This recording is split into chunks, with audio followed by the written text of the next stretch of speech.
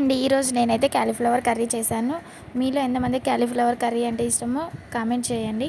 And ముందుగా మనము క్యాలీఫ్లవర్‌ని తీసుకున్న తర్వాత దాన్ని పురుగు లేకుండా మొత్తం నీట్‌గా కోసుకోవాలండి. కోసుకున్న తర్వాత ఇలా వేడి నీళ్ళల్లో పసుపు, ఉప్పు వేసి ఉడకనిచ్చుకోవాలి.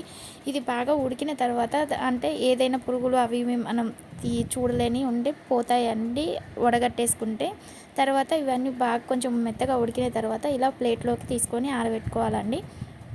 ఈ ప్లేట్లోకి తీసుకున్న తర్వాత ఇవి పక్కన పెట్టుకోవాలి. తర్వాత స్టవ్ మీద కళాయి పెట్టుకొని ఆ కళాయిలో ఒక 2 టేబుల్ స్పూన్ ఆయిల్ వేసుకొని కొంచెం జీలకర్ర, ధనియాలు వేసుకోవాలండి. ఇవి చిటపటలాడిన తర్వాత ఒక పెద్ద ఉల్లిపాయ సన్నగా తరుక్కొని ఇలా నూనెలో వేసుకోవాలండి. ఇది కొంచెం అంటే బాగా మగ్గనవసరం లేదు. కొంచెం గోల్డెన్ కలర్‌లోకి వచ్చినంత వరకు చాలా తర్వాత కొంచెం పచ్చి కొబ్బరి వేసుకోవాలి. నా దగ్గర పచ్చి కొబ్బరి అవైలబుల్‌లో లేదు. నేను ఎండు కొబ్బరి వేశాను. మీకు దొరికితే పచ్చి కొబ్బరి వేయండి.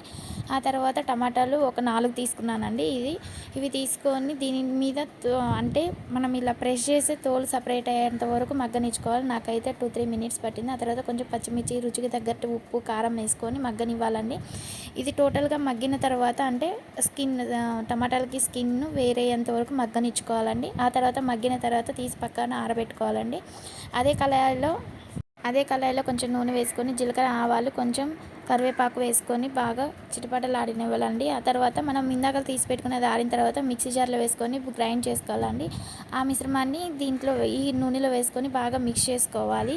తర్వాత కొంచెం వాటర్ పోసుకొని బాగా కలుపుకోవాలండి. కలుపుకున్న తర్వాత దీంట్లోనే కొంచెం పసుపు వేయాలి. ఆ తర్వాత మనం ముందుగా ఉడకపెట్టుకున్న క్యాలీఫ్లవర్ని తీసి దీంట్లో వేయాలండి. అంతే, వేడి వేడిగా క్యాలీఫ్లవర్ కర్రీ రెడీ. నచ్చితే లైక్ చేయండి, షేర్ చేయండి.